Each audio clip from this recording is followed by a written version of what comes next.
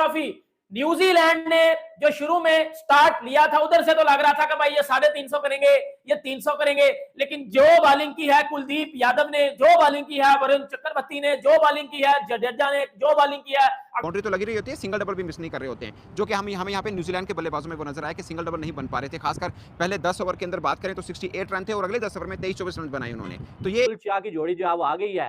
हालांकि जो है वो स्टार्ट में हमने देखा कि जो है रचिन ने आके अटैक किया इंडिया के बॉलर्स के ऊपर, उसने जो है वो काफी रन बनाए, काफी रन उसने हार्दिक पांड्या के अगेंस्ट भी बनाए, शमी के अगेंस्ट भी बनाए। लेकिन उसके बाद जब लाया गया भाई साहब वरुण चक्रवर्ती को, तो वरुण चक्रवर्ती ने पहले आगे hello guys, welcome to our channel UK 14 cric AZ।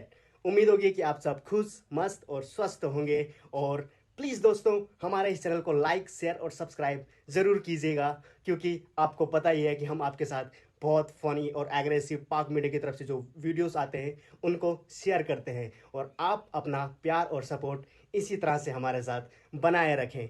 चलो दोस्तों वीडियो का मजा लेते हैं। विल यंग को आउट किया। मैं यहाँ पर बॉलिंग में रन बचाऊंगा तभी तो मेरे बैटिंग में होंगे ना, खुद सोचो। अब यहाँ पर क्या कहते हैं, I hope India can take trophy. 100% भाई इंडिया कैन टेक ट्रॉफी, नहीं इंडिया विल टेक ट्रॉफी बहुत जल्दी, 3 घंटे के अंदर तुम लोग। आप आज देखें स्कोर कार्ड देख के आपको लग रहा होगा कि 35 ओवर में ये भी 160 पे पहुंचे थे, 200 ज्यादा थी, लेकिन आखिरी जो पुश दिया ब्रैसवेल ने, तो ब्रैसवेल ने अब अपनी टीम को कोई होप दी है कि yes we have something on board to bowl at. तो ब्रैसवेल, मैंने आपसे बोला था कि ये बंदा काफी अच्छा खेलता है और इंडिया के खिलाफ तो वाकई बड़ा अच्छा खेलता है। तो एंड पे एक जो धक्का चाहिए था एंड पे, क्या जी कहीं ना कहीं आपका जो टोटल है वो आगे निकल जाए। तो वो आया हुआ था अटैकिंग माइंडसेट के साथ, उसने मारना था उधर, उसको ऐसे पकड़ के देखो घंटा तो बजना है। देखें भाईजान, आज हम न्यूजीलैंड को सपोर्ट कर रहे थे तो भाईजान उसमें तो पाकिस्तान की रूह आ गई है। देखें भाईजान, बात करते हैं भाईजान, शामी पे भी आता हूँ भाईजान, हार्दिक पांड्या की बॉलिंग पे भी आता हूँ, लेकिन भाईजान पहले सबसे स्पिन पे बात कर लेते हैं, क्योंकि भाईजान स्पिन ने घंटा बजा दिया न्यूजीलैंड का, ये वाली बॉलिंग करनी थी। अब मैं इधर से ना एक चीज बताऊं, मेरी आप सुन लीजिएगा।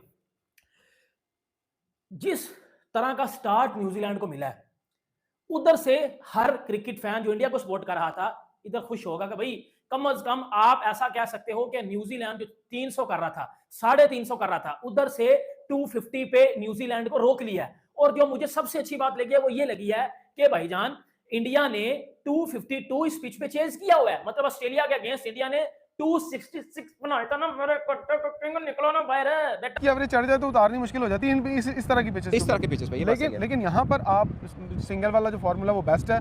मुझे नहीं लगता कि इंडियन टीम पैनिक करेगी, वो बड़ी तैयारी के साथ आई है। और पैनिक वाला टारगेट नहीं मिला ना उनको, पैनिक वाला इंडिया को टारगेट नहीं मिला। पैनिक से एक ही सिचुएशन में न्यूजीलैंड कर सकता है अगर अर्ली ऑन 2 विकेट्स ले जाता है, ऊपर से 2-3 विकेट मिल जाती हैं, जैसे पूल मैच में हुआ कि 30 पर 3 आउट कर दिए थे। यहाँ पर 30 पर 3 वाला सीन हुआ तो इंडिया के लिए थोड़ी मुश्किल हो सकती है, बट जो बैटिंग लाइनअप उनका फॉर्म लगा हुआ है, और खासकर स्पिनर देखें ना आप न्यूजीलैंड के, सेंटनर और ब्रेसवेल हैं या फिल्प्स भी ले रहे हैं, 3 स्पिनर उनके तगड़े हैं, मगर फिल्प्स और जो ब्रेसवेल हैं वो ऑफ ब्रेक करते हैं। वो इतने इंडिया के पास क्वालिटी क्या थी, 2 लेफ्ट आर्म थे, एक चाइना मैन था, एक मिस्ट्री था, तो ये डिफरेंट में थी। बट मुझे लगता है कि यहाँ पर उनके पास रचन है जो रेगुलर लंबे बॉल नहीं करते हैं। यहाँ पे कैसे करेंगे वो, ऑफकोर्स पिच उनको थोड़ा सपोर्ट जरूर मिलेगी, बट की स्पेल होगा सेंटनर का कि 10 ओवर वो कैसे फेंकते हैं। देखिए अगर इंडिया ने ये आज जो है वो चेस कर लिया, ठीक है। फिर अगर देखा जाए तो आज तो 260 भी नहीं, आज 252 इंडिया को बनाना है ये मैच जीतने के लिए। और जाहिर है फाइनल मैच है, और इंडिया के लिए अच्छी चीज यह है कि विराट कोहली फॉर्म में सेंचुरी बना चुके हैं, फिर शुभमन गिल सेंचुरी बना चुके हैं, फॉर्म में शुभमन गिल। और शुभमन गिल की न्यूजीलैंड के अगेंस्ट जो है वो जो देखी जाए ना, अगर जो है वो एवरेज वो जो है 76 की एवरेज है, तो एक बैटर की न्यूजीलैंड के अगेंस्ट 76 की एवरेज है, तो इसका मतलब आप समझ रहे हैं कि वो बंदा न्यूजीलैंड को हमेशा ही मारता है।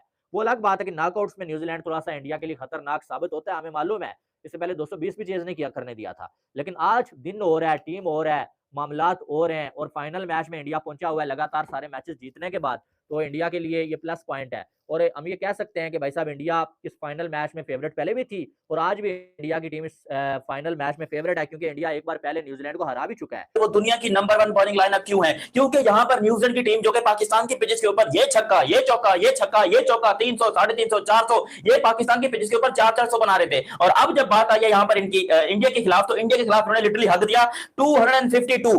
252 का टारगेट है इंडिया के लिए, जो कि इंडिया ने चेज करना है बड़ी जल्दी, क्योंकि यहां पर जो इंडिया का प्लेटफॉर्म सज चुका है, मुझे नहीं लगता कि इससे आसान टारगेट हो सकता है। और स्पेशली इंडिया के पास जिस किस्म के बैट्समैन इंडिया के पास मौजूद हैं, ये मुझे लग रहा है खत्म है भाई। चैंपियंस ट्रॉफी की ट्रॉफी पकड़ा दो, सेकेंडरी करने की जरूरत नहीं है। वो हमारी गली क्रिकेट में होता है ना कि जब हम कहते हैं कि भाई चलो ठीक है ये मैच तुम लोग जीत गए, तो यहां पर जीत ऑलरेडी दे दो इंडिया को, क्योंकि आप खुद सोचो यहां से कहां से न्यूजीलैंड वाले जो मैच बचाएंगे, सवाल ही पैदा नहीं होता। इंडिया की बॉलिंग ने यहां पर बता दे उन सारे घंटों को जो कि अभी भविष्यवाणी करके बैठे थे कि ये हो जाएगा वो हो जाएगा, फलाना ढिमकाना यानी वैनी, मतलब बहुत सारे लोग अपने अपना ज्ञान देकर बैठे थे कि इंडिया की बॉलिंग लाइनअप में ये चेंजेस होनी चाहिए, इंडिया की बॉलिंग लाइनअप में ये चेंजेस होनी चाहिए। वो इंडिया ने अपनी वही बॉलिंग लाइनअप जो ये पिछले 5 मैचों से खिला रहे हैं, यही सेम बॉलिंग लाइनअप से इंडिया ने यहां पर पकड़ लिया न्यूजीलैंड को। और 75 वाली पिच पे या 270 वाली पिच पे 230 पे रोक लिया, 25 पे रोक लिया, ये वाला काम भी नहीं हुआ। और ये भी नहीं हुआ कि जो एटबार टोटल है उसको छूने भी नहीं दिया। तो आप कहेंगे okay, sort of job done by the bowlers, now it is up to the batters. बड़े मैच का प्रेशर है और बड़े मैच में अब उनको परफॉर्मेंस दिखानी पड़ेगी और इसके सिवा कोई चारा नहीं है। मैच जीतना है तो 252 पे पहुंचना है। अब वो इन्होंने कैसे प्लानिंग करनी है, क्या प्लानिंग करनी है। बॉलिंग अटैक, ना स्पिन बॉलिंग अटैक इंडिया के मुकाबले का है, ना फास्ट बॉलिंग अटैक इंडिया के मुकाबले का है।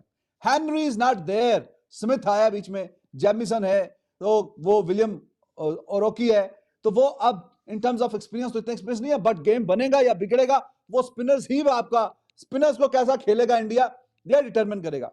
न्यूजीलैंड बहुत अच्छा स्पिनर्स को नहीं खेल पाया, लेकिन फिर भी उन्होंने जो आखिरी पुश था वो 12 ओवरों में 100 से ज्यादा रन फास्ट बॉलर से निकाल के वो कमी पूरी कर ली।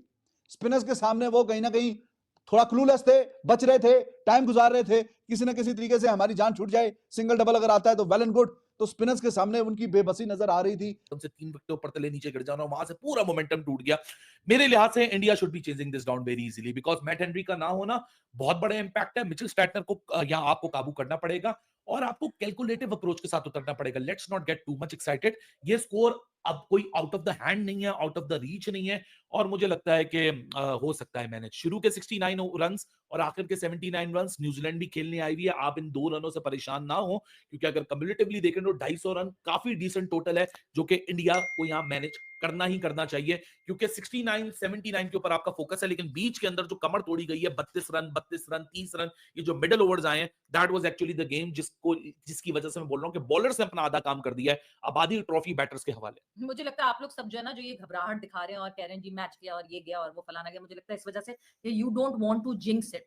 बट यस, देखें, जो ये फिश मेमोरी होती है आखिर में, जो याद रहता है वो सबसे ज्यादा याद रहता है कि आपको लास्ट 10 ओवर्स दिख रहे हैं जिसमें इतने सारे रन्स बन गए, और क्यों शम्मी की बॉलिंग पे इतने बन गए या पांड्या की बॉलिंग पे रन्स इतने बन गए। मतलब वो नहीं खेलने आया, वो मतलब वो प्लास्टिक का बल्ला आपको ये आखिर के जो रन्स हैं वो याद आ रहे हैं, आपको जो मिडिल में सारे रन्स हैं वो आप वो नहीं देख रहे कि कितना वहां पे लेस कंसीड किया इंडियन बॉलर्स ने। अब जब बारी शुरू होगी, मोमेंटम शिफ्ट पे समझ आएगी कि मोमेंटम शिफ्ट करना पड़ेगा। जो इंडियन बैटर्स हैं उनको उसी तरह चढ़ के खेलना पड़ेगा जिस तरह न्यूजीलैंड के बैटर्स ने अपना स्टार्ट ऑफ किया था और स्टार्ट किया था। वंस वो मोमेंटम शिफ्ट आपको दिखेगा, आपको खुद थोड़ी सी तसल्ली हो जाएगी और आप लोग भी काम डाउन हो जाएंगे, बिकॉज़ आप लोग इस वक्त मुझे काम डाउन नहीं लग रहे हैं। बट यस, मैं नहीं, काम डाउन होने की बात नहीं है। दिस इज नॉट ह्यूज मैं तो यह समझता हूँ सिर्फ बहुत ही फाइन मार्जिन का डिफरेंस है। यहाँ इंडिया एज अ कैम ये समझ रहा होगा 15 रन कम हो जाते हैं, और यहाँ न्यूजीलैंड एज अ कैम ये समझ रहा होगा कि 30 रन 35 रन हम यहाँ फील्ड के अंदर छोड़कर आए हैं। अगर दोस्तों आपको वीडियो पसंद आई तो वीडियो को लाइक, कमेंट और शेयर जरूर कीजिए और चैनल को सब्सक्राइब करना मत भूलेगा।